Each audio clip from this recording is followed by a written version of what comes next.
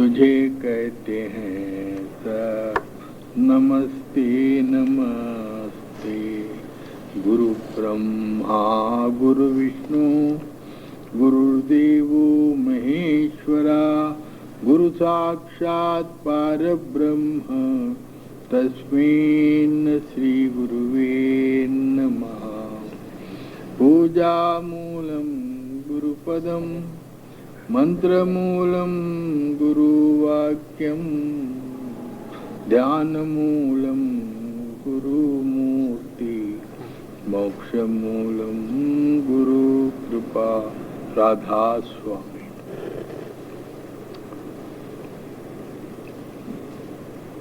मन महासागर है। हमारा मन, इसको भवसागर कहते हैं।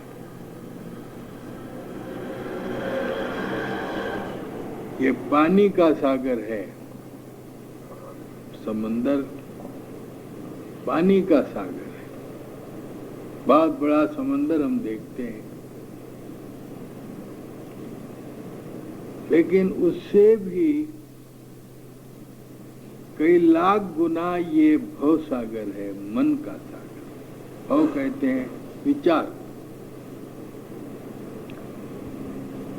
इस सागर में अनेक विचार रहते हैं और क्षण क्षण हमको पता नहीं चलता, विचार हमारे मन में स्फुरते, कुछ तो टिकते और कुछ खत्म हो जाते। अथाह सागर, इसका कोई अंत नहीं। महान पुरुषों ने इसको क्या कहा, इस मन को ही, इस सागर को क्या कहा कि भाई ये इतना कल्प वृक्ष है, आपका मन है। अगर आप अपने मन को शुद्ध करें, मन को पवित्र रखें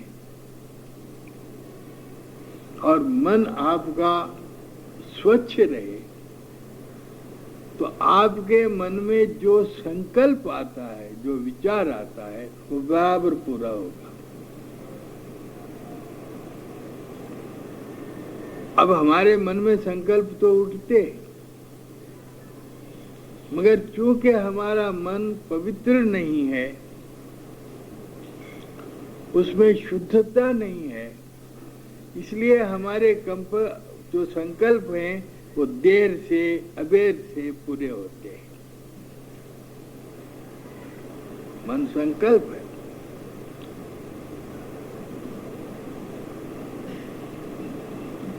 मन ऐसा है, एक शख्स रेगिस्तान में चलते जा रहा है, धूप है, प्यास हो रही है उसको, और उसने अपने मन में ये विचार किया कि क्या अच्छा होता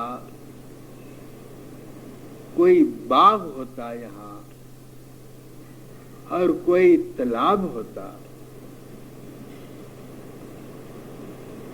और कुछ ठंडी हवा मिलती।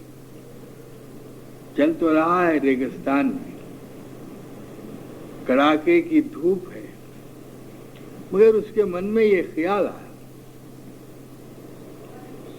कि क्या अच्छा होता एक बाग होता और पानी का फुवारा होता और कुछ फल फूल होते। क्योंकि वो उसका मन उस वक्त धूप में चल रहा है, पैर जल रहे हैं, प्यास हो रही है, ऐसी स्थिति में उसने संकल्प किया तो एकदम उसके सामने एक बगीचा आया,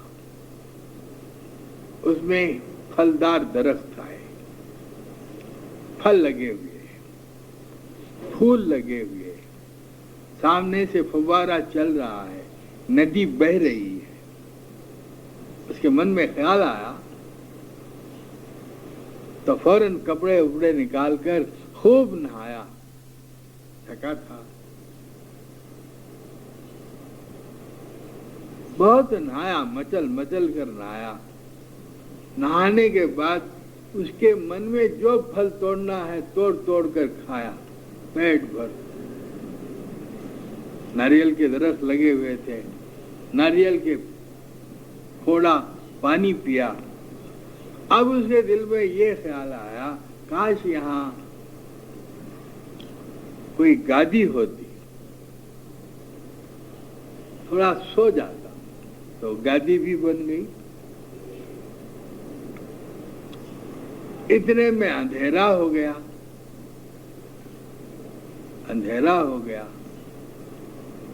उसके दिल में ये ख्याल आ गया कि इस सुनसान जंगल में मैं अकेला हूं, अगर शेर आया तो मेरा क्या हाल होगा। शेर आया, खा गया। ये है मन। तुम अपने मन को वाच करो, तुम जो जो संकल्प उठाओगे वो सब पूरे हो। मगर शर्त क्या है? शर्त यह है कि तुम्हारा मन शुद्ध हो, इसमें अशुद्ध विचार मत मिलाओ,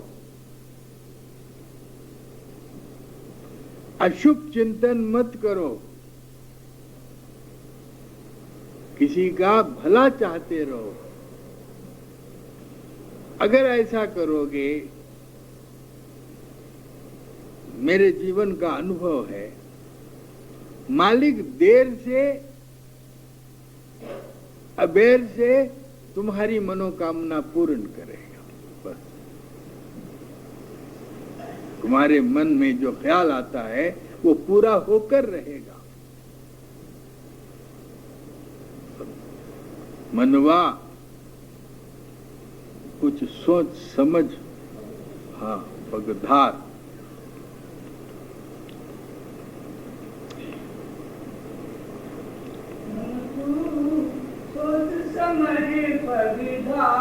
कहते सोचो, किसी काम को करने से पहले ये सोचो कि ये काम कैसा है, इस काम के करने से किसी की हानि तो नहीं है, इस काम के करने से किसी का दिल तो नहीं दुखता, इस काम के करने से हमारा नुकसान तो नहीं होता।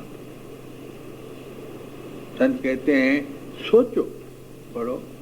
मन तू सोच समझ पगधार, बिन समझे कोई पार न पाए, भटके बारंबार। मन तू सोच समझ पगधार, संशय दुविधा और चतुराई, ये अज्ञान विकार। मन तू सोच समझ पगधार, कोई नर पशु है, कोई त्रिया पशु, गुरु पशु कोई गवार। मन तू सोच समझ पगधार। सोचो, किसी काम को करने से पहले उसका क्या फल मिलता है ये सोचो। और ये सोचने और समझने की शक्ति तुम्हारे विचार में है। दादा दयाल लिखे विचार शक्ति का नियम, दादा दयाल ने किताब लिखी विचार शक्ति का नियम, विचार दर्पण। तो इंसान में सबसे बड़ी चीज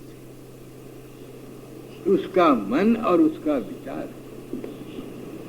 जैसा जैसा सोचोगे वैसा वैसा करोगे, जैसा जैसा करोगे वैसा वैसा भरोगे। विचार कर्म का मूल है। तो अब विचार, पहले जो राजा महाराजा रहते थे वो विचारधारा को पलटने के लिए एक एक भवन बना दे, जैसे कोप भवन, आपने कहानियां सुनी होंगे। कोप भवन, राजा का एक भवन होता है जिसमें क्रोध आना, किसी को सजा देनी है, किसी की गलती को बताना है, तो राजा कोप भवन में चले जाता था, है ना। तो वहां का जो वातावरण था, वहां की जो दीवारें थी, ऐसी थी जिससे कि गुस्सा आए मन में। आनंद भवन, विलास भवन, संगीत भवन ऐसे बनाते थे। क्यों बनाते थे? कि उसमें जाने के बाद उस किस्म के विचार आए। पहले राजा थे ना, तो वैसे ही हमारे मन में, देखो हमारे मन में हम क्यों देवताओं की फोटो लगाते हैं अपने घर में? हम देवताओं की फोटो लगाते हैं, क्यों लगाते हैं? देवताओं का पवित्र विचार हमारे मन में आए, फोटो इसलिए लगा दिया। तो मैं तो देखता हूं, दुकानदार तो अपनी फोटो तो भगवान की लगाता है और नीचे सिगरेट जला के धूप देते रहता है। क्या मकसद था? अपने घर में शांति तुमको मिले तो घर वालों के मन में घुसकर वैसा वातावरण पैदा करो तो तुमको शांति मिलेगी। घर तो तुम्हारा अकेले का नहीं है, घर में तो 10-15 आदमी रहते हैं। तो उस किस्म से शांति अगर मिलनी है तो तुमको वहां ऐसा वातावरण पैदा करना पड़ेगा कि भाई हर आदमी तृप्त और संतोष है, मस्त पड़ा हुआ है। जब हर एक आदमी अपने अपने ख्याल में मस्त है तो फिर तुमको दूसरे उस आदमी के ख्यालात का असर तुम पर नहीं पड़ेगा, तुम भी अपने ख्याल में मस्त रहा।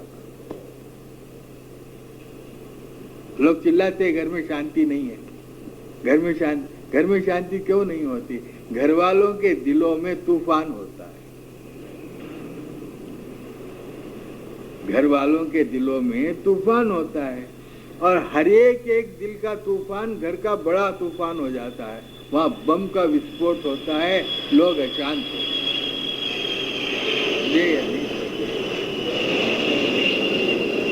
घर में शांति लाने के लिए घर वालों के दिल को पढ़ो, ये देखो कि उसको किसको क्या दुख है, उसका इलाज करो। जा घर कलह कलत्तर बसे, ता घर घड़ियों पानी नसे। जिस घर में औरतें रोते रहती हैं, जिस घर में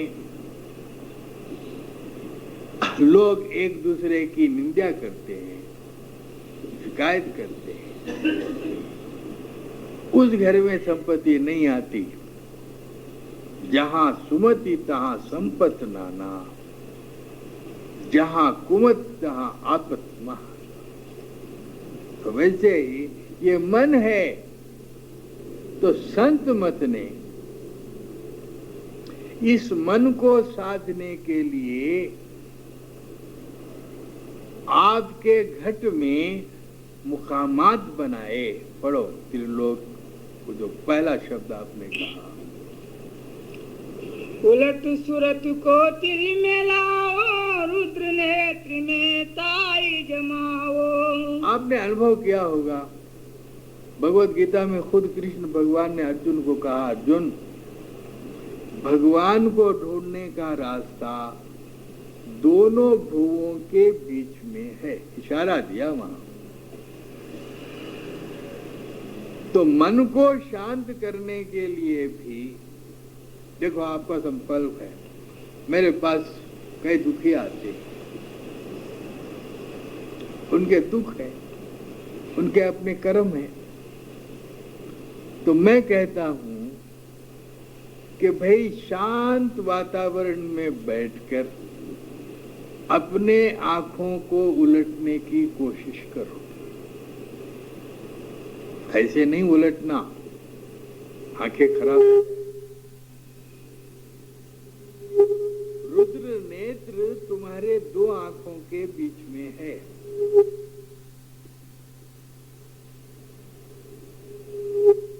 इन दोनों आंखों से उस तीसरी आंख को देखो। फिर पढ़ो। उलट सूरत को तिल में लाओ, रुद्र नेत्र में ताई जमाओ। तीसरी आंख के ऊपर जमाओ। तो यहाँ क्या है? भ्रूमध्य और सहस्रदल कमल आपको आपके संकल्प के बल की शक्ति रखती है। भ्रूमध्य विल पावर। मैंने आजमाया। सुना, जब मैं दौरे पर जाता हूँ, सत्संगी आते हैं, महाराज ये लड़की की शादी ही नहीं होती। मैंने उन लड़कियों को बता दिया कि भाई 15-15 मिनट तुम साधन करो और जो मांगो तुमको मिल जाएगा, नहीं मिलेगा ऐसा नहीं। मैंने देखा फटाफट शादियां हो गई। हनुमकोंडे में एक ब्राह्मैया था, उसकी लड़की एमए पढ़ी हुई थी और वो लड़का ढूंढे तो उसने क्वालिफिकेशन का लड़का न मिले। अब वो रो रहा था मेरे सामने। मैंने वो लड़की को बुलाया और कहा, देख। उसने कहा कि मेरे पास महाराज पैसे भी नहीं है, मैंने जितना पैसा था लड़की को पढ़ाने में खर्च कर, अब मैं कहाँ से लाऊं? मैं आपको वाकया बताता हूँ कि जो वाणी कही गई है वो सच है।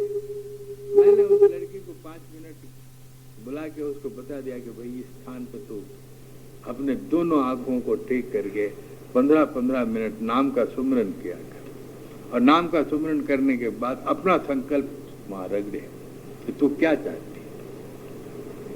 एक लड़का आया, उन्होंने कहा कि भाई तुम रीति रिवाज से शादी कर दो, मुझे कुछ लेना नहीं है, देना नहीं है, मैं लड़की चाहिए, लड़की अच्छी मिल गई है, आप शादी कर दो और ये सोचो मत मुझे कुछ नहीं चाहिए, भगवान ने मुझे सब कुछ दिया। लड़की हरमकोंडे में वहां सत्संग में शादी हुई, लेके चले गए। अब जो लोग करते नहीं है, करो तो फल मिलेगा। हम दुनिया के झगड़ों में रहते हैं, झगड़े का असर हमारे भजन पे पड़ता है और हमारा भजन नहीं होता। पढ़ो।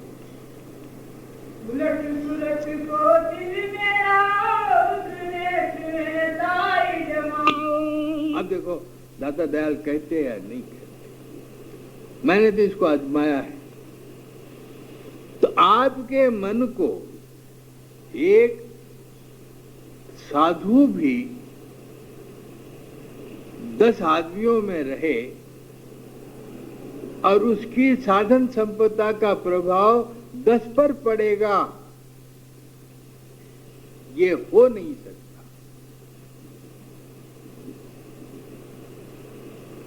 साधु का असर पड़ता है। जब आग का असर पड़ता है, यानी आग जल रही हो और आप जैसे जैसे नजदीक जाएंगे उसकी गरम शोले आएंगे नहीं आएंगे, उसी तरह साधु का भी असर पड़ता है। तो इसलिए जैसे जैसे तुम्हारी सूरत आंखों को उल्टो, इसके माने ये नहीं है कि आंखों को, बाद लोग क्या करते, देखा देखी चुल्ला फूके, आंख खराब हो जाती है, ऐसा नहीं। तवज्जो को उलट के रखो, देखते देखते तुम्हारी आंख फिर जाएगी। पढ़ो। उलट सूरत को दिल में लाओ, रुद्र नेत्र में ताई जमाओ। रुद्र नेत्र कहते हैं तीसरी आंख। तीसरी आंख में अगर तुम्हारी दोनों आंखें लग गई, मदन लाल क्या कब से सत्संग में हो, कभी लगी दोनों आंखें तीसरी आंख में लगी? हाँ, लगी? बरसों सत्संग करते करते हो गए, कहाँ लगी?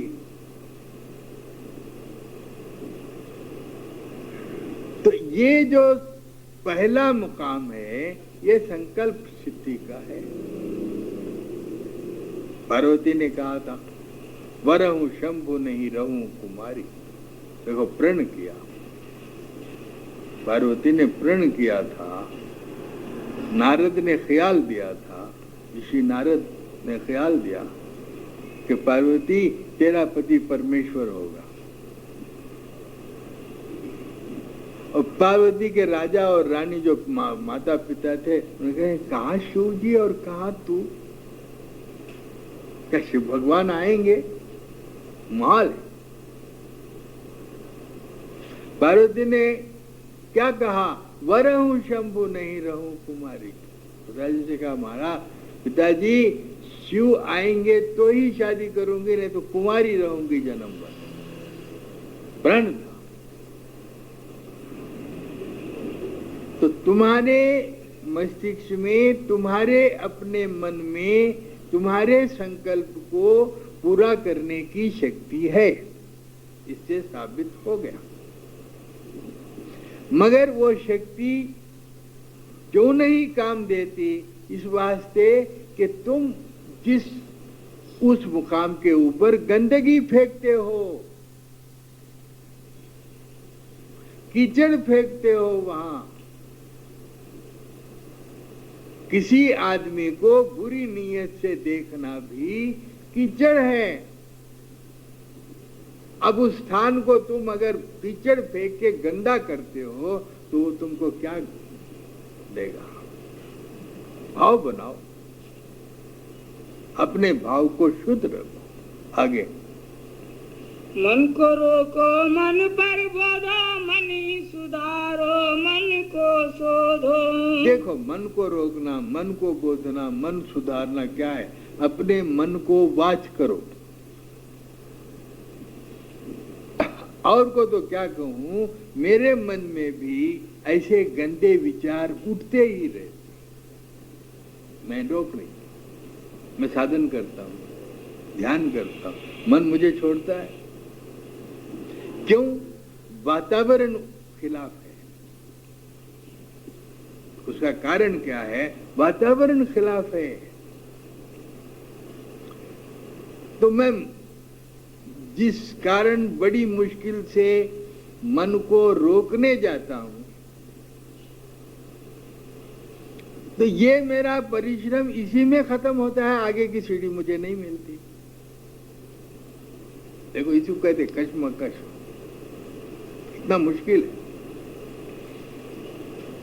तो इसलिए मन को सम अवस्था में लाने के ये स्थान हैं: गुरुमत, सहस्रदल कमल, त्रिकुटी, शून्य, महाशून्य, भंवर गुफा, सत्यम, सचखंड।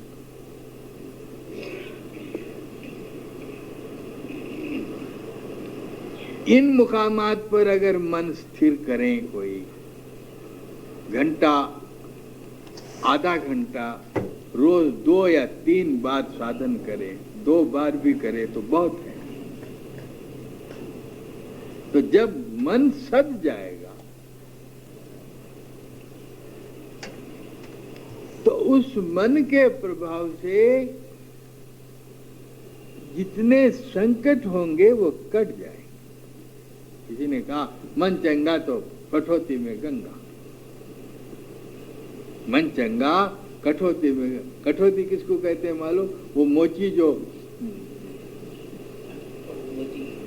मोची के पास जो मिट्टी का बर्तन होता है जिसमें पानी डालते हैं, जिसमें वो जूता भिगो के सीता है, उसको कहते हैं कठौती। तो वाणी कहती है, अगर किसी का मन बलवान है तो वो मोची के बर्तन में गंगा का दर्शन होगा। अरे कहाँ गंगा को जाते हो पैसे? मन चंगा तो कठौती में गंगा।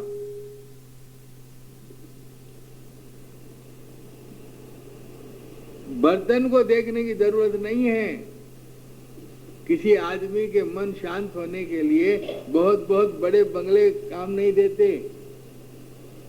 आप समझते होंगे जितने बड़े बड़े बंगले हैं इनके अंदर रहने वाले आदमी बड़े शांत होते होंगे, बहुत परेशान होते हैं, बहुत परेशान होते हैं। बंगलों से शांति नहीं आती, पैसे से शांति नहीं आती। आपको अगर शांति मिलनी है तो मन के पवित्र विचार से शांति है। मन के अंदर पवित्रता, चाहे वो झोपड़ी में हो, चाहे उसको पहनने के लिए कपड़ा न हो, चाहे उसके खाने के लिए बराबर मिलता न हो, लेकिन अगर उसका मन पवित्र है तो उसको कोई कमी नहीं। जितने महर्षि थे, जितने ऋषि हुए हैं, मुनि हुए हैं, इन्होंने क्या बंगले बनाए हैं? पर्णशाला में रहते थे, कंदमूल का आहार था। तो कहते हैं मन चंगा तो कठौती में गंगा। मन चंगा होना चाहिए, मन के अंदर पवित्रता है, मन के अंदर शुभ भाव है। देखो, अगर किसी कुछ मत करो, तुम्हारी किसी से मित्रता है, तुम मुझे आशीर्वाद देते चलो, बस तुम्हारा आशीर्वाद जाया नहीं होगा, वो बढ़ता चला जाएगा। हो भला हमसे जगत का, तुम भलाई ऐसी दो, बस सबका तुम अच्छा चाहो और सबका तुम अच्छा चाहते रहोगे तो मालिक तुम्हारा अच्छा करे। जो आदमी सबका अच्छा चाहता है, मालिक उसका अच्छा कर देता है, वो भला होता। तो कहते हैं मन चंगा तो कटौती में गंगा। एक सुनार था, उसके दिल में ख्याल आया गंगा स्नान करें। संकल्प, उसके दिल में ख्याल आया कि भाई गंगा स्नान करने जाएंगे। तो रास्ते में रीदास मिले, सत्पुरुष रीदास मिले। तो उसके दिल में यह भाव है रीदास जी का आशीर्वाद लेके चले। महाराज रीदास जी के पास गए, कह रहे महाराज गंगा स्नान को जा रहा हूँ, आशीर्वाद दीजिए। लोग जब यात्रा को जाते हैं मेरे पास भी आते हैं, महाराज मैं यात्रा को जा रहा हूँ। उनका ये भाव होता है यात्रा में कोई कष्ट कलेश, आजकल रेलों में एक्सीडेंट होते हैं, फलानी जगह वो होता है, फलानी जगह वो होता है, तो इस भाव से पूछते हैं कि महाराज आशीर्वाद दो, जैसा गया वैसा फिर वापस आ जाओ। इसलिए वो वेदास जी के पास गया, नमस्कार किया और कहने लगा महाराज मैं गंगा स्नान जा रहा हूँ, आशीर्वाद दीजिए। तो रीदास जी ने कठौती में से 2 पैसे निकाल के उसको दिए, कह लगे भाई ये ले जा, तू जो गंगा स्नान करेगा ना, मेरी तरफ से 2 पैसे भी डाल देना, और तू निश्चिंत रहे, जब तक तेरे मन में बुरे ख्याल नहीं आएंगे तू अच्छा वापस आ जाए। मन में कोई बुरा ख्याल, बुरा भाव, बदनीयती नहीं करना। तो वो गया गंगा स्नान करने। गंगा का स्नान करने के बाद उसके ख्याल आया कि 2 पैसे हरिदास जी ने दिए थे, तो झट वो 2 पैसे धोती में से निकाला और कहने लगा गंगा ये 2 पैसे हरिदास जी ने तुझे देने के लिए दिए हैं, डाल। तो गंगा ने अपना एक हाथ ऊपर निकाल के कहा ये कंगन हरिदास जी को दो। गंगा ने उस यात्री को एक कंगन दिया और कहा कि ये हरिदास जी को दे दो। और वो कंगन चूंकि गंगा था वहां प्रकाशमान, वहां की चकाचौंध हो गई। तो इसके दिल में पाप आया। इसने समझा ये इतना अच्छा कंगन अब हरिदास जी को दोगे तो वो तो बेचारे फकीर हैं। अगर मैं इसको किसी राजा महाराजा के पास ले जाऊंगा तो कई गांव मुझे इनाम में देगा। हरिदास जी क्या कर लेंगे ये कंगन लेके? अब के दिल में देखो ना, नीयत उसकी खराब हो गई। उसको तो चाहिए था कि हरिदास जी को जैसा कंगन आया वैसा दे देना, मगर मन है ना पाजी, मन पाजी है। पिट्सबर्ग में परम दयाल जी महाराज बीमार पड़े हुए थे और किसी भगत ने उनको कई डॉलर भेजे, कई डॉलर भेजे। तो महाराज जी ने कहा रामदेव राय को कि रामदेव राय ये डॉलर फला फला आदमियों को दे दो जिन्होंने मेरी सेवा की है, फला फला आदमी को दे दो। तो रामदेव राय ने कहा दे देंगे महाराज अभी। नहीं नहीं, मन बड़ा हरामी है, बाजी है, मत रखो इसको। अगर ये सुनार भी ऐसी ही करता तो कुछ होता नहीं था, मगर उसको लालच बच परलोक नसाए। उसने दिल में ख्याल किया ये कंगन अगर मैं राजा को दूंगा, राजा गांव इनाम में देगा, तब मैं हरिदास जी को जाके बोलूंगा कि इतने गांव तुम्हारी दया से मिले। फिर भी उसके दिल में ये ख्याल नहीं आता अरे गांव किसकी वजह से मिले। वो गया राज दरबार में, उसका इजाजत मिली। राजा को उसने कंगन बताया, कंगन देख के सारे दरबारी चकाचौंध हो गए। राजा ने वो कंगन लिया और दरबार बर्खास्त करके अपनी उस रानी के पास गया जो रानी उसको बहुत प्रेम करती थी। देखो, और उसके रानी से पास जाकर कहा रानी ये कंगन आया हुआ है, ये बड़ा अच्छा है। तो रानी ने फौरन वो कंगन लिया, अपने सीधे हाथ में पहन ली। सीधे हाथ में पहनकर बाएं हाथ को देखी तो उसका दिल नाराज हो गया। राजा ने कहा क्या बात है, क्या बात है? कहने लगे महाराज ऐसा ही कंगन सीधे हाथ को होता तो बड़ा अच्छा होता। कोई सी बड़ी बात है, इस कंगन का बनाने वाला मेरे पास आया हुआ है। तो दूसरे रोज दरबार में जब राजा गया, राजा ने बोला वो उस सुनार को पेश करो। वो आया, वो तो दिल में बड़ी ख्वाहिशें लेके आया था। उसने राजा ने कहा हमारे खजाने में मोती हैं, मूंगे हैं, माणिक हैं, रतन हैं, तुम्हारी तबीयत चाहे ले जाओ, मगर मुझे 3 दिन के अंदर ऐसा एक दूसरा कंगन बना के दे दो। अगर 3 दिन के अंदर कंगन नहीं बना दोगे तुमको फांसी पर चढ़ा दिया जाए। लालच बस परलोक नसाए। अब बेचारा सुनार छटपट आया और रोने लगा और पछताने लगा कि मैंने खामखा ये सिरदर्दी मोल ली। एक दिन गुजरा, दूसरा दिन गुजरा, अब तीसरे दिन 12 बजे फांसी लगने वाली है। तो उसने सुबह ही, जवान तो उसके साथ थे, भाई मैं हरिदास जी के दर्शन करना चाहता हूँ। जवान 4 आदमी लगे हुए थे।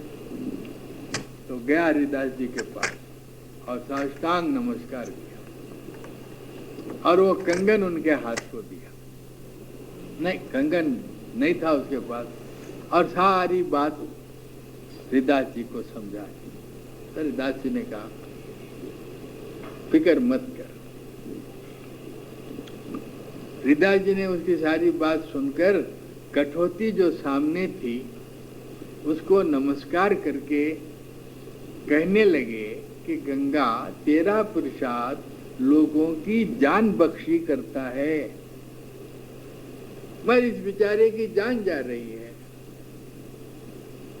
तो हरिदास जी का इतना कहना था, कठौती में से गंगा ने हाथ निकाला और दूसरा कंगन दे दिया।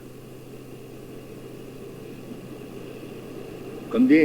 मन की पवित्रता ऐसी होती है, मन अपनी नीयत साफ रखो और जो भगवान ने तुमको दिया है उस पर तृप्त रहो। मांगो, परमात्मा से मांगो, लेकिन ईमानदारी से रह के, सच्चाई से मांगो। अरे साक्षात परमात्मा तुम्हारे सामने है, तू आदमी से क्यों मांगते हो?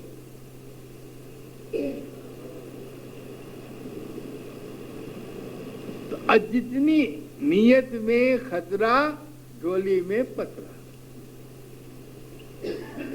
और एक बात बताता हूं, महबूब अली खां का जमाना हैदराबाद, हमारे हैदराबाद में महबूब अली खां हमारे बादशाह थे। वो उस वक्त हैदराबाद ऐसा नहीं था, सब लुटेरा हैदराबाद था, सब चोर डाकू बहुत थे। तो महबूब अली शाह खुद चोरों के मुट्ठे को पकड़ने जाते थे, शिकार के बहाने से पकड़ने जाते थे। तो एक दफा महबूब अली शाह चले गए जंगल में, 2 बज गए, नाश्ता नहीं, चाय नहीं, प्यास लग रही थी। तो वहां गन्ने की खेती थी। तो वो किसान से बोले कि भाई मुझे प्यास लगी है। वो किसान ने समझा कोई फौजी आदमी है ये। तो उस किसान ने क्या किया, एक नाखून से गन्ने के एक दरख्त को ऐसा चीरा तो द्रोणा भर रस आया, एकदम द्रोणा भर। और उसने, किसान ने महबूब अली बादशाह को दिया। उन्होंने गट गट गट गट पिया, तृप्त हो गए, बहुत तृप्त हो गए। फिर उनको ख्याल आया, पूछे किसान से कि भाई ये क्या चीज है? ये गन्ना है। अच्छा, तो इसका क्या टैक्स देते हो तुम सरकार को? कहले इसका टैक्स नहीं है, हम जमीन, खुशकी जमीन होती है, हम बावली खोद लेते हैं और बावली खोद के गन्ना उगाते हैं, इसलिए सरकार हमसे सिर्फ टैक्स खुशकी जमीन की लेती है, इसका नहीं लेना चाहिए, ना रस मिलता है। महबूब अली के ख्याल, दिल में ख्याल आया, अरे भाई इतना रस मिलता है, इसको कोई टैक्स ही नहीं। आए सुबह लिखा कि गन्ने का क्या टैक्स लिया जाए। उन्होंने वही बताया कि भाई खुशकी जमीन होती है, रियाया बावली खोद लेती है और फिर गन्ना पिकाती है, तो रियाया को उसको फल मिलना चाहिए, इसलिए हम खुशकी टैक्स लेते हैं। तो रखे मिसल को वैसी, अब सोच में पड़ गए। इसी दिन इत्तेफाक से फिर शिकार को चले गए, शिकार को। फिर प्यास हुई तो फिर उसी किसान के पास आए, कहने लगे प्यास हो गई, रस पिलाओ। तो किसान ने 1 बार नहीं 3 बार 4 बार खूब उसको गन्ने को काटा, रस नहीं निकला, 4-5 बूंद 4-5 बूंद। तो महबूब अली पाशा पूछे उस वक्त निकला था, इस वक्त क्यों नहीं? महाराज आपके नियत में कुछ फर्क आया है, नियत में खतरा, झोले में पतरा। तो उसी वक्त महबूब अली पाशा ने तौबा तौबा करके कहा, मैं मिसल वैसी भिजा दूंगा, फिर पानी आना शुरू हुआ, फिर गन्ने का रस आया, फिर पी के बादशाह चले गए। उसी तरह से मन को पवित्र करने का साधन क्या है? पहली मंजिल मैं बताता हूं कि किसी नहा धोकर शुद्ध रह के एक 15 मिनट इन दोनों आंखों से तीसरी आंख को देखो और सुमरन ध्यान भजन करो, 15 मिनट। व्यवहार में ईमानदार रहो, देखो तुम्हारा संकल्प पूरा होता है या नहीं होता। बराबर पूरा। अब मैं जब ये खलासी गुड़े में हूं, आपने मेरा मकान देखा है। इसके पहले एक मुसलमान के मकान में मैं किराए से रहता था। एक जानी मियां मुसलमान था, उसके घर में रहता था और इसी रास्ते से मैं दफ्तर को जाता था। इस मकान को मैं देखता था और कहता है क्या अच्छा होता है ये मकान मुझे मिल जाए। 6 महीने में मुझे मकान मिल गया।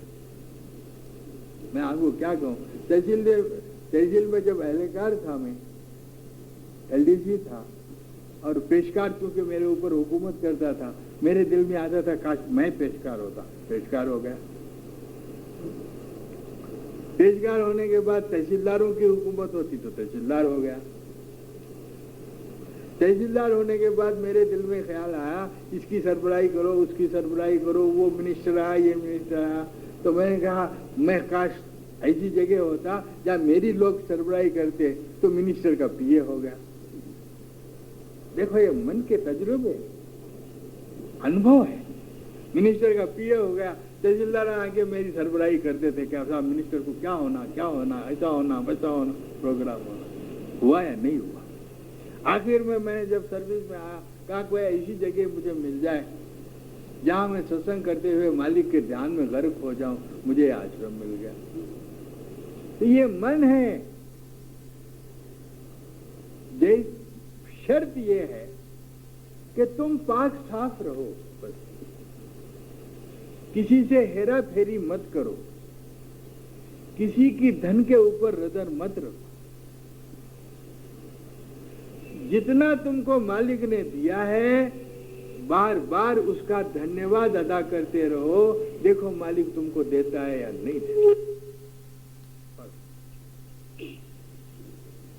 उलट सूरत को दिल में ला, रुद्र नेत्र में ताई जमा। पहला स्थान है संत मत का, पहला स्थान। बाकी के और स्थान हैं वो अधिकारियों के लिए है, पहला स्थान सबके लिए। इस स्थान से तुम्हारी जिंदगी, इस साधन से क्या मिला मुझे, मेरी जिंदगी बन गई, मुझे खुशी होती है। आज मैं कभी एकांत में अपने आप को याद करता हूँ, दाता दयाल को धन्यवाद करता हूँ, बार बार नमस्कार करता हूँ। दाता तुमने बड़ी अच्छी जिंदगी दी, आखिरी जिंदगी अच्छी थी। तो इसलिए दोस्तों मन को पवित्र रखो। पढ़ दो उसको। मन को रोको, मन पर बोधो, मनी सुधारो, मन को शोधो। वह जगत की आशा बुलाओ, आशा गुरु चरणन में लाओ। आशा मानसा दोनों मोड़ी, चरण कमल गुरु में चित जोड़ी। राधा स्वामी नाम जीव, निज घट में आसन धारो, तिल के पट में। देखो घट में विमल तमाशा, सहज कमल का जाव जासा। चांद की जगमग ज्योति, जल के तारे पन्ने मोती। 5 रंग बुलवाई पर को, शाम कंज तल ज्योत कुनिर को। जगमग दीप जले जा बारी, ज्योति निरंजन शोभादारी। सुनो गगन का पहला बाजा, अनादि शब्द तूर जा बाजा। वेद युक्त का गुरु से लेना, बिन गुरु पद नहीं पंथ में देना। ये मार्ग गुरु की शरण में आने के बाद है। कहीं सुनी बातों से साधन करोगे भटक जाओगे। इस रास्ते पर चलना चाहते हो, गुरु की शरण में आओ।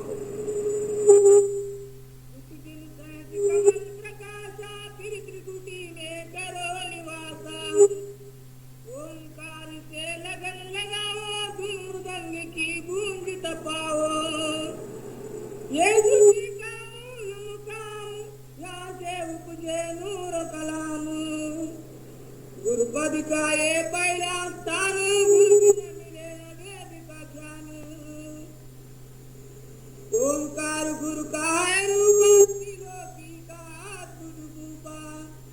लाल बाण का बड़ा उजाला, अंदर जागा सत्य रसाला। जब गुरु मिले तो ज्ञान बतावे, इन स्वरूप ओंकार दिखावे। गुरुपद पाए पुण्य को जपो, कर ध्यान लगाओ। की जगत सोई, गंगा जमुना तीर्थ सरस्वती होई। मानसरोवर करो स्नान, गति का पाओ ज्ञान। नीर का करो निमेरा, गढ़ सुमेर में लाओ डेरा। 10वें द्वार कना का देखो, कर प्रवेश साईं पर को। गुप्त ज्ञान पानी ज्ञानती, गिरवाणी सुरत दुख सुख करती। प्रथम घोर बिहारी जाए, गुरु दया से सारी नसाई। जंका चंद्र प्रकाश प्रकाशा, सुरत ने पाया विमल बिना।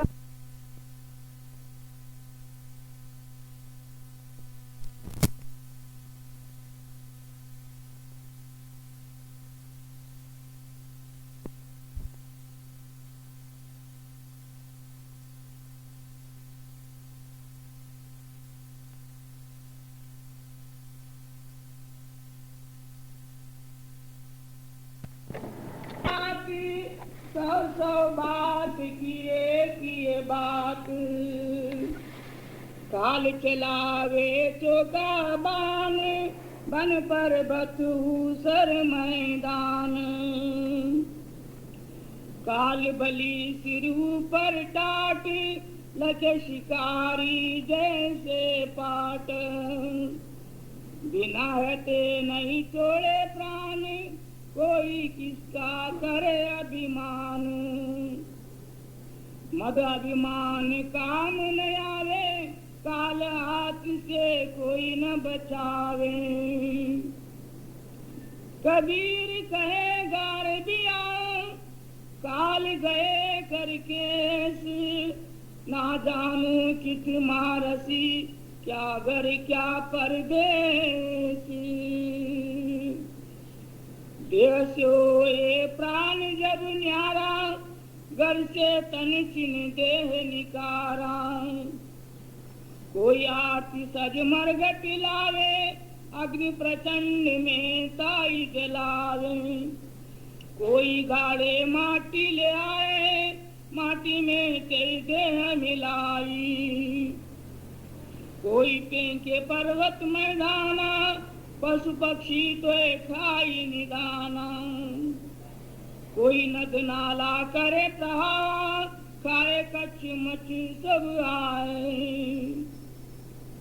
ये परिणाम है देह का, सोच समझ मन दीर। आशा तज दे देह की, फिर नहीं वापे पीर।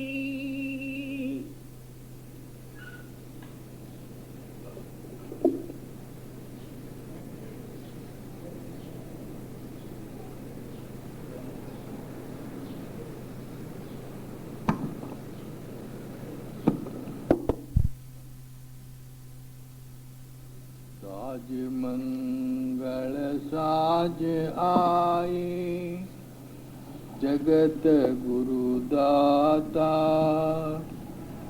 भक्त काज समाज साजी, धन्य पतित उद्धार। शब्द नाव चढ़ाए जन को, लाए भव जल पार।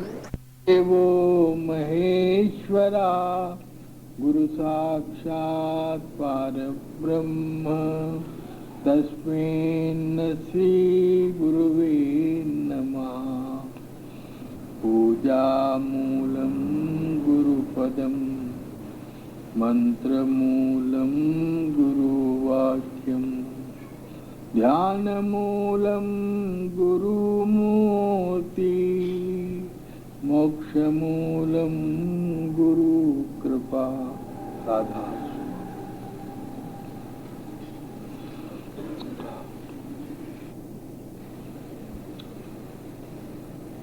इंसान ये समझता है कि वो इस दुनिया में हमेशा रहेगा,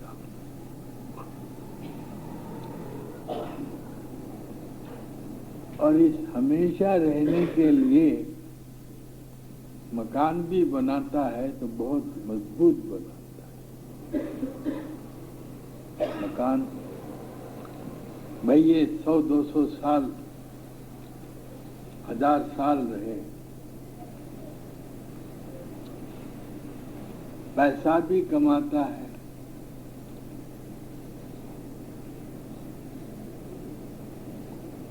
अपनी जरूरत से ज्यादा।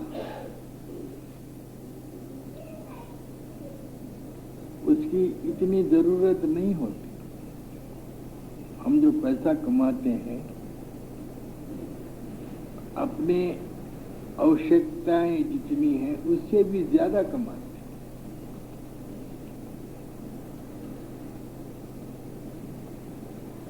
और फिर कमाने की हमको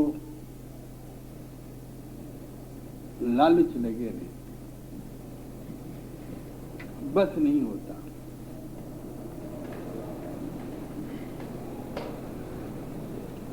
हमने किसी लखपति और करोड़पति को अब तक नहीं देखा कि बस है महाराज, बस है पैसा। कोई कहता है नहीं महाराज, अभी क्या हुआ, ये तो कुछ भी नहीं।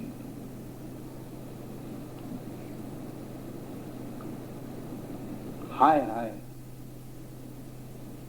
नौकरी भी करता है, दलाली भी करता है। आजकल के जमाने में जो परोपकार के काम थे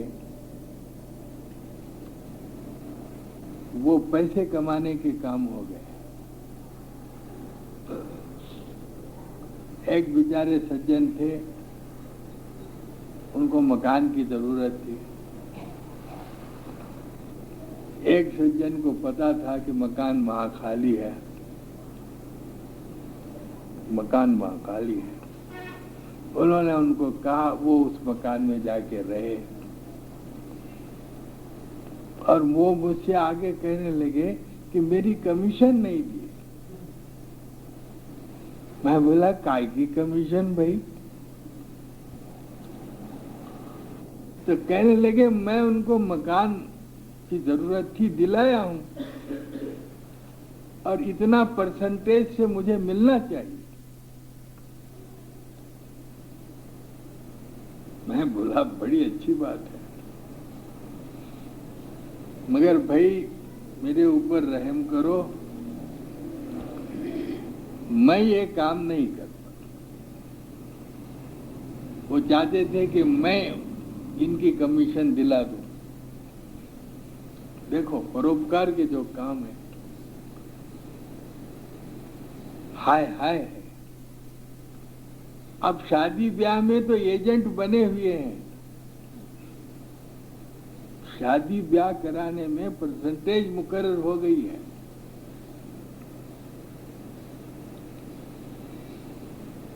तो ये क्या है?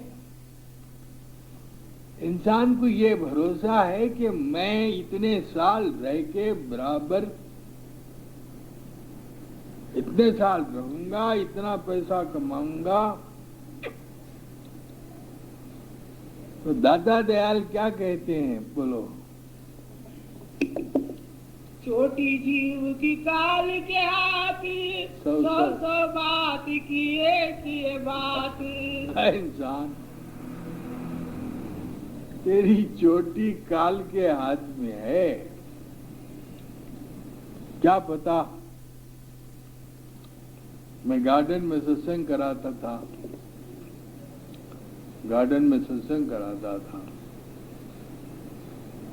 एक सत्संगी था बेल्लम रामकृष्ण।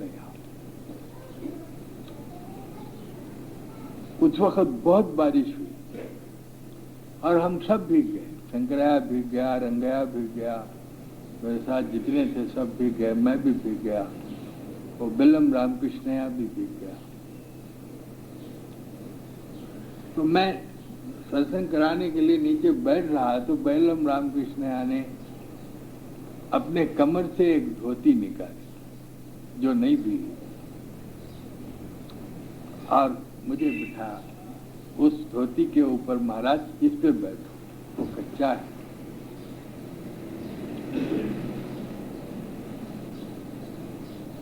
सत्संग हुआ। शाम को 4 बजे मैं ऑफिस से आया, कहने लगे बेलम रामकृष्णया मर गए। आप जानते हैं बेलम रामकृष्णया मर गया। वो कोई इंजेक्शन देने गया था तो वो इंजेक्शन में ही मर गया। क्या बात है? मैं दिल में सोचा, अच्छा यहाँ ये फर्श नहीं हुई थी, ये अब जो आप देख रहे हैं ये फर्श नहीं हुई थी, ये तो आप लोगों ने फर्श कराई। मैं सत्संग करा रहा था, नीचे बैठा था। वो उस वक्त ये रेड्डी साहब ने नहीं लाया था, ये बैठे हैं रेड्डी साहब। तो सब लोग बैठे हुए थे, कोता पिंटया आया। अब सब जगह नहीं थी, मैं कोता पिंटया को बुलाया, कोता पिंटया मेरे बाजू बैठ जा। वो मेरे बाजू बैठा। रात को 8 बजे खबर आई कि कोता पिंटया चले गया। अच्छा, अब मैं सोचता हूँ चोटी जीव की काल के हाथ, 100 बात की एक ही बात। हमारी चोटी, एक यहाँ पर ज्योतिषी आता था महबूब नगर से, और सबको ज्योतिष बोल के जाता था, सबको। और कहते हैं कि वो महबूब नगर के एक्सीडेंट में मर गया। अब सबको ज्योतिष बोलने वाला अपने ज्योतिष के वक्त कैसा फेल हो गया। तो ब्रह्म ऋषि वशिष्ठ भी कहते हैं कि मनुष्य के हाथ में 6 बातें नहीं है। ब्रह्म ऋषि वशिष्ठ के पास दशरथ का शव था, तेल में पड़ा हुआ था। कश्मीर से भरत शत्रुघ्न आए, राम और लक्ष्मण चित्रकूट वनवास चले गए। दशरथ का क्रियाक्रम करने वाला कोई नहीं था, तो भरत आते ही ब्रह्म ऋषि वशिष्ठ को नमस्कार किया, बैठा। कहने लगा, महाराज आप त्रिकाल ज्ञानी हैं, भूत भविष्य वर्तमान जानते हैं, मगर आपने गलती क्यों खाई? आपने मेरे पिता को क्यों बोला कि भरत को कश्मीर भेज दो? आपको पता था कि मेरे पिताजी मरने वाले हैं। आप त्रिकाल ज्ञानी हैं। देखो, धोखे में नहीं आना महात्माओं के। भरत ने सच्चाई की, भरत ने सच्ची बात कही। सुनहु भरत बिलख कहे मुनि नाथ, हानि लाभ जस अब जस, जीवन मरण विधि हाथ। बस कोई नहीं बचा सकता।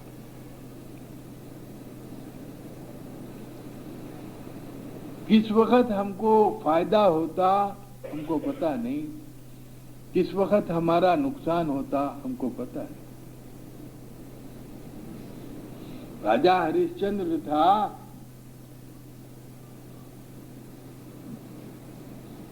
घड़ी में डोम बन गया, डोम के यहां नौकर हो गया। कहां राजा और कहां डोम, आपको ख्याल है? तो इसलिए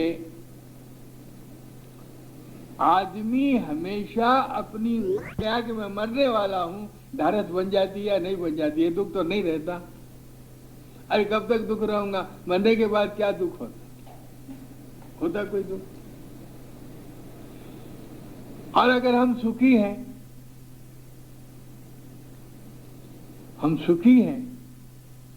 और सुख का हमको घमंड है,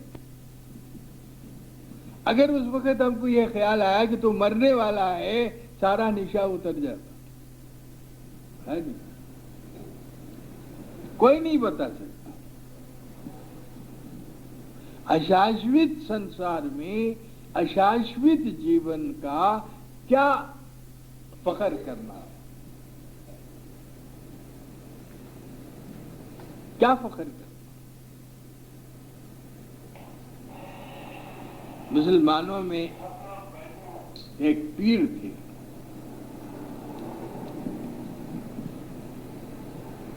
उनका एक चेला था। उसको कहा गया था कि भाई तू 40 साल में मरेगा। उसको किसी ने, नुजूमी ने कहा कि 40 साल में तू, जब तेरी उम्र 40 साल हो जाएगी तो मर जाएगा। अब उसने सोचा जब मैं मरता हूं तो फिर शादी क्यों, ये तमाम क्यों? वैसे ही रहा हो। उसके जो पीर थे, मुर्शिद थे, कि भाई क्यों शादी नहीं करता? तो मैं जाने वाला हूं 40 साल। अरे वो कहते थे तू शादी कर। अरे जाने का जाएगा, मगर शादी तो कर भाई। जब भी जाता वैसे ही कहते थे तू शादी कर। और वो कहता मैं जाने वाला हूं, मैं नहीं करता। आखिर 40 साल आ गए, 6 महीने हो गए। आखिर वो मुर्शिद ने कहा कि क्या तू मेरी बात को नहीं माना? अब एक दिन रह गया। अब उसके दिल में आया मैं कैसा भी मरने वाला हूं, मरते मरते आपका हुक्म तो तामील करके जाऊंगा। एक दिन रह गया। देखो, आपके हुक्म को तामील नहीं करके मरूंगा तो मुझे ये दुख रहेगा कि मैंने मुर्शिद के हुक्म की तामील नहीं की। मैं तैयार हूं। मुर्शिद चुके थे, उनके बहुत सारे चेहरे थे। किसी अमीर आदमी के लड़की से कहा कि भाई तू अपनी लड़की दे दे। उसको मुर्शिद पर यकीन था, उसने कहा मैं शादी कर देता हूं। तो 40वें साल में रात के 1 बजे उसकी मौत थी, सुबह शादी हो गई, धूमधाम से शादी हुई। बहुत दहेज दिया, मकान दिए। इसके बाद 1 बजा, जब 12 बजे तो उसने कहा बीवी साहिबा से कि मैं अब मरने जा रहा हूं, मेरी मौत 1 बजे है। बाला खाने पे चले गया, भगवान के पास सिजदा करके नमाज पढ़ने लगा। अब इसकी दुल्हन की क्या हालत होगी? जिस पर पड़ती है उसको पता चलता है। ये बेचारी रोने लगी। इतने में एक फकीर ने सदा दी,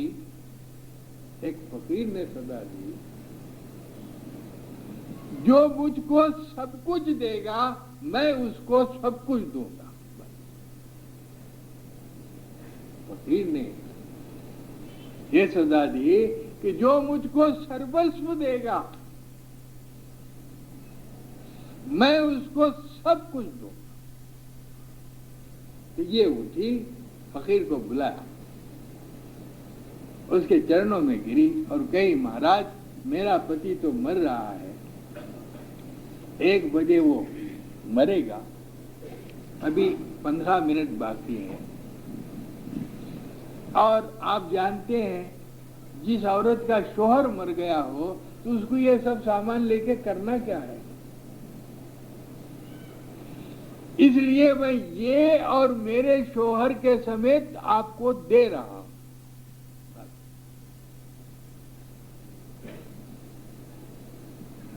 मेरे शौहर के समेत आपको ये दे रहा हूं। फकीर ने कहा, मैं भी तुझे ये वापस कर रहा हूं।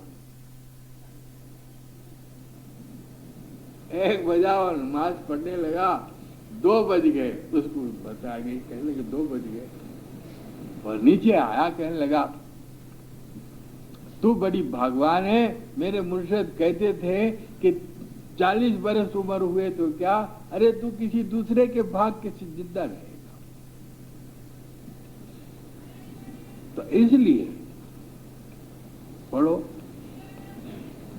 छोटी सी काल जात किए बात, जो करना है तुम्हें, चाहे मौत आए या मौत का बाप आए,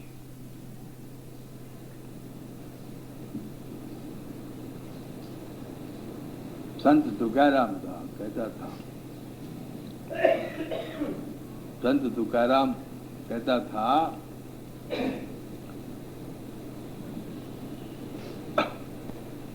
अभंग है मुझे याद नहीं आता, कहता था, जो करना है करो चाहे मौत भी आए, मरने का कोई डर नहीं, अव्वल मरना आखिर मरना, इस मरने से क्यों डरना।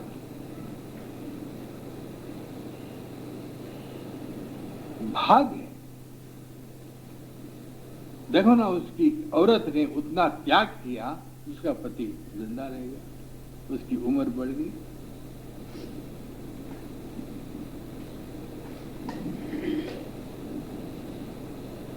दूसरी बात यह है कि हमेशा मरने के लिए तैयार रहना, डरना नहीं।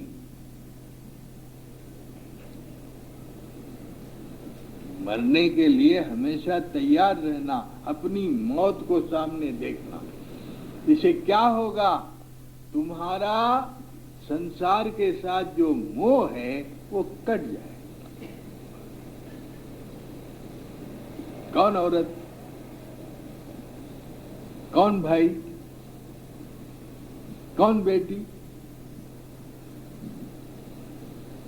जिस वक्त ये शरीर छूट जाता है, क्या ये लोग हमको, अरे भाई यही लोग हमको, वो पीछे से बोलता है, अरे भाई वो लकड़ी पतली है, ये उड़ जाएगा, मुदला डालना है इसके ऊपर, कद्दू डालो। किसका रिश्ता और कौन। जा मरण से जग डरे, मोहे बड़ा आनंद, कर कब मर हूं कब पाए हूं पूर्ण ब्रह्मानंद। जो लोग साधु हैं, जो लोग साधन संपन्न हैं, जो लोग उस मालिक की खोज में हैं, वो क्या कहते हैं, दुनिया जिस मौत से डरती है, मैं हमेशा उस मौत को मिट्टी मारने के लिए तैयार हूं, उसकी मुलाकात करूंगा, उसकी अवगत करूंगा। बेशक बाल बच्चों के साथ प्रेम करो, बेशक दुनिया की दौलत कमाओ, मैं ये नहीं कहता नहीं मैं मरने वाला हूं अब क्या को, नहीं, कमाओ, लेकिन उससे बंद मत जाओ। हमको न कोई रहेगा न कोई रहेगा, कहते हैं न कोई रहेगा न कोई रहेगा, सिर्फ एक नामे निकोई रहेगा। कहते हैं कोई यहां नहीं रहता, रहेगा क्या? हमारी नेकी और बदी। हम जो नेकी करते हैं, बदी करते हैं, वो हमारे पीछे रहेगी। एक राजा था, दरबार लगा हुआ था, वैश्या नाच रही थी, गाना हो रहा था, राग रंग हो रहा था। एक लाश जा रही थी, मुर्दा जा रहा था। तो उस वेश्या ने अपने दासी को कहा कि दासी, तू जरा बाहर जाके देख के आ कि जो आदमी मर गया है उसको देवता ले जा रहे हैं या राक्षस ले जा रहे हैं। वो दासी गई, 1-2 मिनट के बाद आई, कहने लगी माई देवता भी है राक्षस भी है। अब राजा सोचने लगा, ये जात की वैश्या, इसको देवता, ये तो ये इसकी दासी, ये है तो इसकी दासी, इसको ये दिख जाता है कि कोई मुर्दा जाता है तो उसको देवता ले जाते हैं, राक्षस ले जाते हैं। अब उसको बड़ा सटपटाया, वो हर गाना वाना सब खत्म हो गया, उसको कहला भेजा, एकांत में मैं तुमसे बात करना चाहता हूँ। वैसे आई, एकांत में बैठे, कहने लगे तूने जो, तू तो खैर तू थी, तेरी दासी को तूने कहा था कि जो मुर्दा जा रहा है वो उस मुर्दे को देवता उठा रहे हैं या राक्षस उठा रहे हैं। तुझे देवता दिख जाते हैं, राक्षस को भी देख लेती है। अहो वैसा हंसी, कहले राजा इतना नहीं समझते क्या? वो जब जा रहा था तो एक आदमी रोकर कह रहा था कि मुझको मकान बना के दिया, मेरे बच्चों को पढ़ाया, मुझे खाना दिया, अब कैसे तू चले जा रहा है? तो राजा, ये देवता है, न कोई रहा न कोई रहेगा, सिर्फ एक नामे निकोई रहेगा, नेकी। बहुत सारे विद्यार्थी कह रहे थे कि मुझे पढ़ाया लिखाया, पैसे दिया, ऐसा देवता मेरा जा रहा है। एक तरफ तो ये, अब दूसरी तरफ राक्षस कौन है? मेरे घर पे डिग्री लाकर मेरे घर में से सामान सब बाहर करा के एक एक पाई मुझसे वसूल किया, अब क्या ले जा रहा है? ये राक्षस।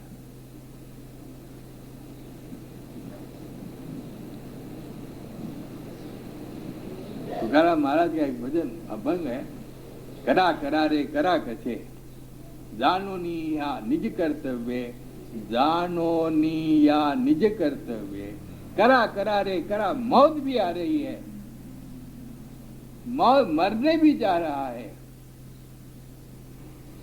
तो मरते वक्त भी अगर कुछ नेक काम कर सकते हो, मरने से पहले करो। भीष्म मर रहा था, भीष्म पितामह, भीष्म पितामह की बात है, मर रहा था।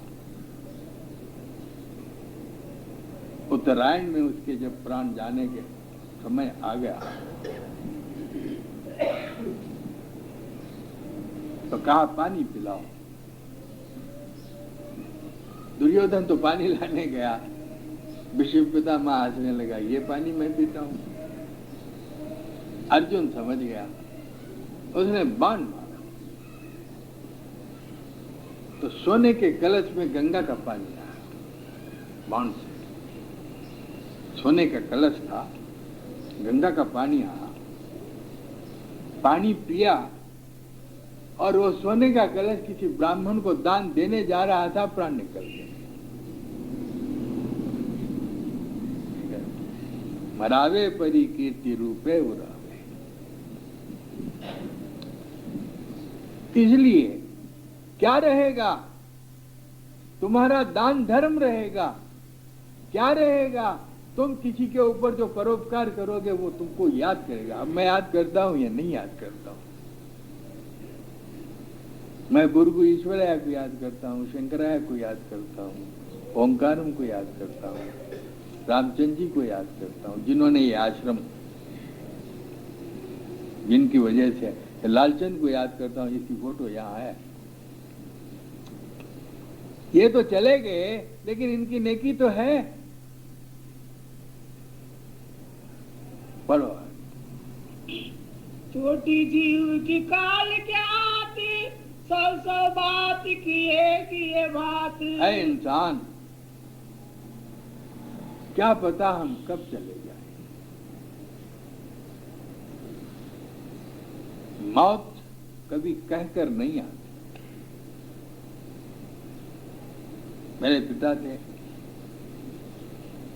एक दरगाह पे ले गए थे किसी एक सज्जन, उनको, मैं परिवार के दरगाह पे गया, मैं तो संगारेड्डी में था। शनिवार को मुझे ट्रेन में बिठाए, एतवार को वो दरगाह में गए, मैं यहाँ एरज शाह चिनाई, नवाब एरज शाह जंग बहादुर के बंगले में था, खाना पका रहा था सोमवार का। इतवार ये दरगाह गए, सोमवार की सुबह मेरे 2 बच्चे उनके बगल में पड़े हुए, वो पखाने को गए, वापस लोटा लेके आए, बोले यहाँ दर्द दे रहा, 2 मिनट में चले गए। शनिवार को मुझे गाड़ी पे बिठा के गए रेल पे, और सोमवार को 2 मिनट में उनका दम निकल गया। मैं खा रहा था, निवाला नीचे गिरा, टेलीग्राम आया, योर फादर एक्सपायर्ड। खा रहा था, निवाला गिरा। क्या कोई यकीन है मौत का? लेकिन मानुष देही फिर नहीं आएगी। मनुष्य शरीर देवताओं को भी दुर्लभ। देवता इस शरीर में आने के लिए तरसते रहते हैं। तो इसलिए न कोई रहा न कोई रहेगा, सिर्फ एक नामे निकोई रहेगा। है इंसान, कई आए और कई चले गए, उनकी कीर्ति है आज भी। राम की कीर्ति है, कृष्ण की कीर्ति है, महाभारत में कर्ण की कीर्ति है। क्या लाया था सिकंदर, क्या ले गया जहां से, थे दोनों हाथ खाली, बाहर कफन से निकले। सिकंदर जो इतनी फतेहाबी किया था, वो साथ लेके गया। इसलिए आदमी को जा मरण से जग डरे। जो आदमी हर रोज साधन करता है, हर रोज उस मालिक की खोज करता है। कबीर साहब कहते हैं दुनिया में क्या करना है, सिर्फ 2 ही काम करना है, के साहेब की बंदगी या के साहेब की बंदगी, क्या भूखे को कुछ दे। बस, या तो बंदगी कर या परोपकार के काम। सांस सांस में जाते, कहते तुलसीदास कहते हैं, कहत हूँ कह जात हूँ, अब क्या बजाऊं ढोल, सांस सांस पर जाते है 3 लोक का मोल। वक्त कट जाता है। इसलिए दोस्तों पढ़ो आगे। काल चलावे चौका बानी, बन पर्वत ऊसर मैदान काल क्या चली। आपको मौत बंगले में आएगी ऐसा विश्वास है? आपने बहुत अच्छा बंगला बनाया है, शानदार बंगला बनाया है, क्या आपको ये दावा है कि आपकी मौत बंगले में आएगी? अरे क्या पता हम ओसर और मैदान में मर जाए, हम क्या गारंटी दे सकते हैं? हाँ, काल बली सिर ऊपर टाड़ा लखे शिकारी जैसे पाड़ा। जैसा सिपलक मक्खी की तलाश में है वैसे मौत हमारी तलाश में है, ये मत समझो। हाँ, बिना के नहीं छोड़े प्राणी कोई किसका करे अभिमान। क्या अभिमान करें, इसका करें अभिमान, किसका करें? दुनिया की सारी चीज यहीं रह जाएगी, हम अकेले जाएंगे। हाँ, मद अभिमान काम नहीं आवे काल हाथ से कोई न बचावे। अभिमान क्या काम आता? कहते हैं मुझे सर दिखाता है आदमी, अभिमान में आगे कह मुझे सर दिखाता है, मैं कौन हूं तू जानता नहीं? अरे कौन हूं? मुर्दा हो जाएगा, तेरा हाथ भी नहीं उठेगा, क्या कह सकते? हाँ, कबीर कहे गार दिया काल गए करके सी ना जानू कि तुम्हारसी।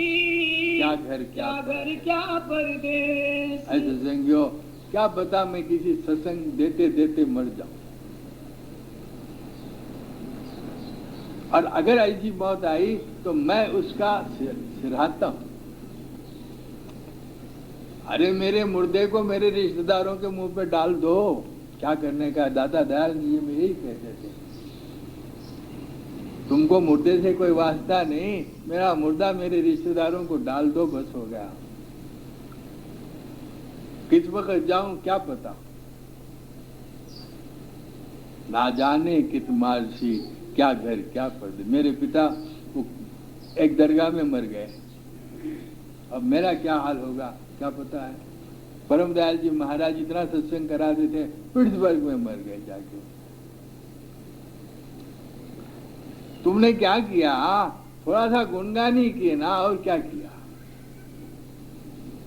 तो कोई भरोसा नहीं। इसलिए जो काम करना है जल्दी कर दो, जल्दी करो। नेकी करना है जल्दी करो, कल के ऊपर मत डाल। रावण की लाश पड़ी थी, रावण युद्ध के मैदान में गिर गया, तो राम कहते हैं लक्ष्मण को कि लक्ष्मण रावण से उपदेश लेके आ। लक्ष्मण जा भाई, अब रावण मरने वाला है। तो लक्ष्मण गया, रावण के सिर के पास जाके बोला, राम ने मुझे भेजा है, मुझे कुछ उपदेश दो। तो रावण कहता है, बेवकूफ, मेरे सर के ऊपर खड़े रह के कर्जदार के वैसे उपदेश मांगता है, मर रहा है। कर्जदार सिर के पास खड़े रहता ना, जा पैर के पास उपदेश लेना है तो। रस्सी जल गई मगर पेटा नहीं गया रावण का।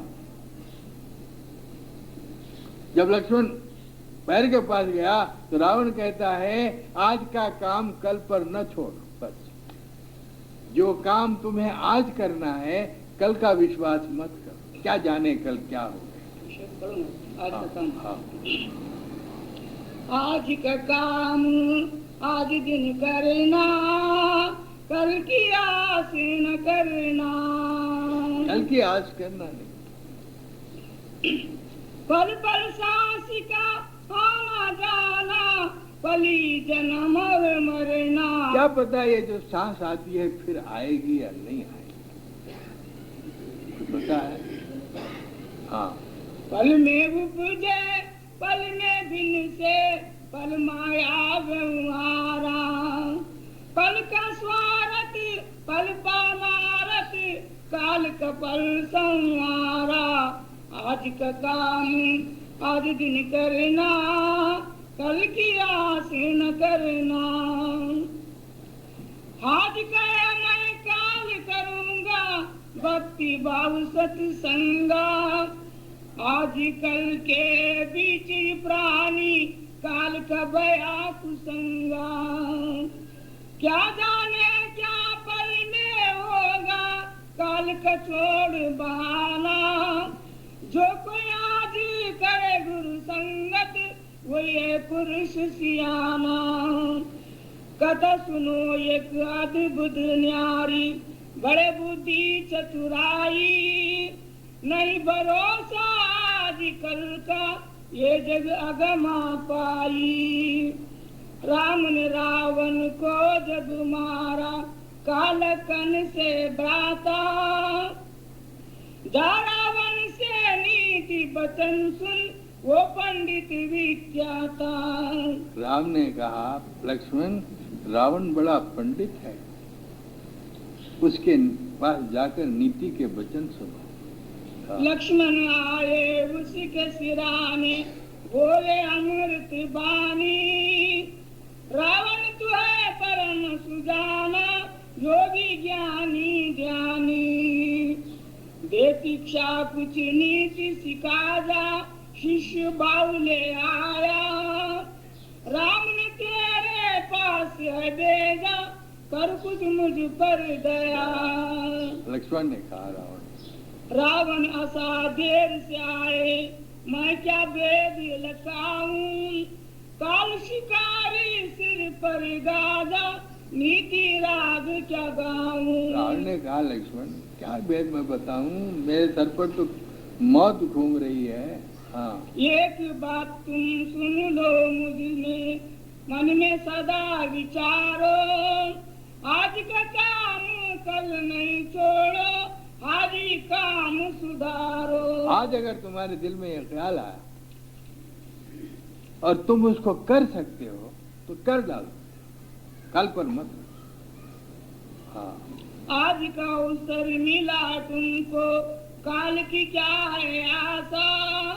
जो काल का बंधन, जो कल का बंधन काटे, काल से रहे उदासा।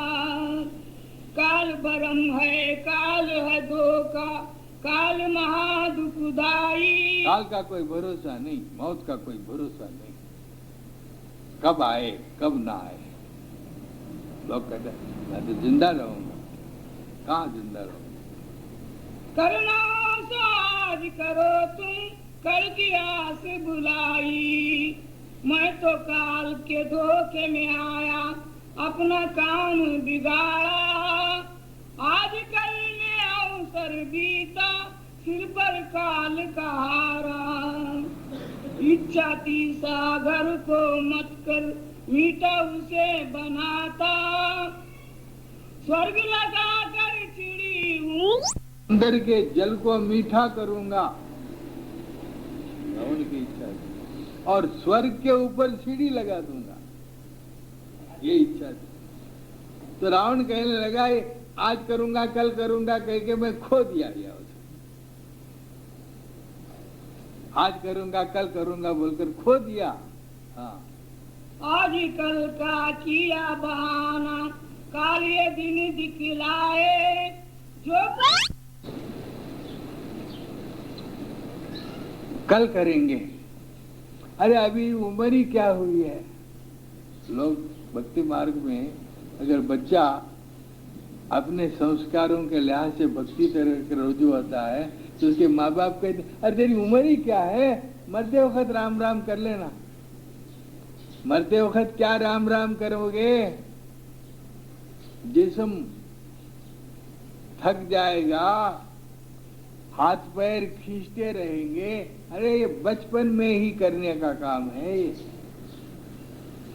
इसलिए हमारे ऋषि बच्चों को वानप्रस्थ ऋषि के आश्रम में भेजते थे और आज हमारे माँ बाप कॉलेज में भेजते। क्या कॉलेज की विद्या आपको काम देगी? हमारे ऋषि किसी वनप्रस्थ महापुरुष के आश्रम में बचपन में भेजते थे और परमार्थ की कमाई बचपन में की जाती थी। अब बूढ़ा होने के बाद किए तो क्या करोगे? बुढ़ापे में क्या होता है? महाराज मेरा मन नहीं लगता, महाराज अरे बूढ़े हो गए तो अब क्या मन लगता?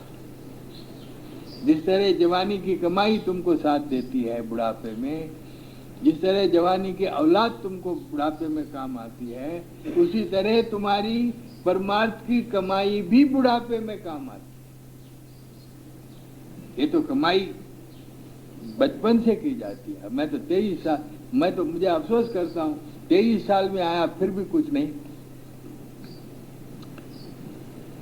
अगर बालपन में ही ये शिक्षा मुझे दी जाती तो आज उसका कुछ का कुछ हो जाता। एनर्जी की जरूरत है। क्या राम नाम बगैर एनर्जी के किया जाता है? राम नाम क्या बगैर ताकत के आ जाएगा? आपको मन को निश्चल करने के लिए ताकत की जरूरत नहीं है। फिर भी परवाह नहीं, करते चलो बस। हाँ, ये तुम ये नीति सुन लो मुझसे, उसे न मन से बुलाना। जो करना आज करो तुम, पाओ उत्तम ज्ञान। रावण मर गया देकर नीति, लाखन राम डिंगाए। जो कोई शिक्षा चितलाए, अमर लोक को जाए। आज का काम आज दिन करना, कल की आस न करना। देखो जिंदगी का कोई ठिकाना नहीं। जिस धन दौलत के ऊपर तुम सुबह से शाम तक मर रहे हो, ये छूट जाने वाली चीज, ये तुम्हारे साथ आएगी। तुम्हारे साथ नाम आएगा, नाम की कमाई। इसको मुख्य समझो। ऐसे मैं सुबह उठता हूँ, न नहाता हूँ, न पैर धोता हूँ, मालिक के भजन बंदगी में बैठ जाता हूँ। फ्रेश 3 बजे से 9 बजे तक भगवान की बंदगी का समय है। इसको खोना नहीं। और यही कमाई तुम्हारे साथ आने वाली है। बाकी कमाई तो यहीं रह जाएगी। क्या करोगे?